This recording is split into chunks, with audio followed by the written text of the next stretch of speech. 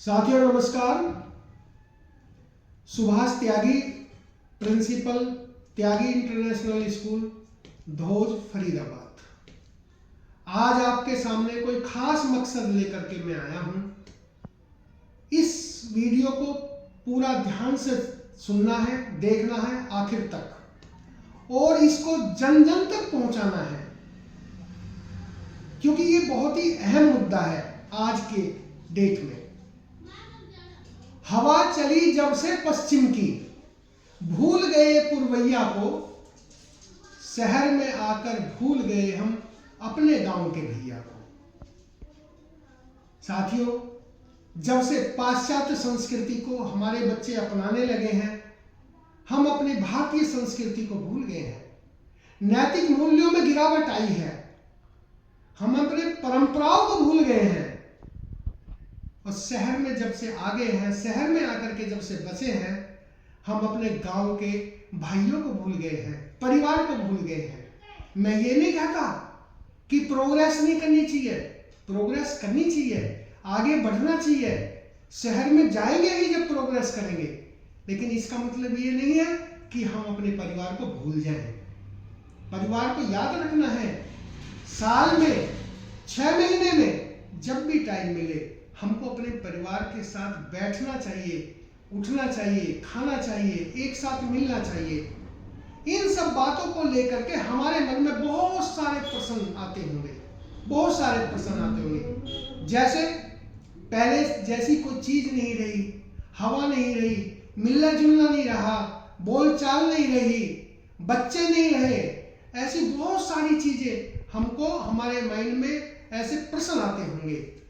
साथियों, ये प्रश्न आने स्वाभाविक है, क्योंकि नैतिक मूल्यों में गिरावट आई है जब से हमारे बच्चों ने पढ़ना शुरू किया है और भारतीय संस्कृति को भूलना शुरू कर दिया। तब से इन नैतिक मूल्यों में गिरावट तो आई ही है, और उन प्रश्नों का मन में उठना बहुत जरूरी है। लेकिन साथियों, आज मैं अपनी इस वीडियो के माध्यम से उन प्रश्नों का हल कैसे निकले, मैं आज बताऊंगा। ये वीडियो साथियों आज भूल मत जाना, जन जन तक, बच्चे बच्चे तक, हर व्यक्ति के पास पहुंचनी चाहिए। ये समस्याएं क्यों आई हैं?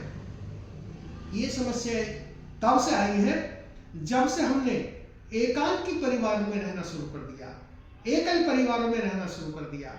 जब से हम सोचने लगे मैं और मेरी पत्नी और मेरे बच्चे, बस यही परिवार है। नहीं साथियों, ये परिवार ऐसा नहीं था।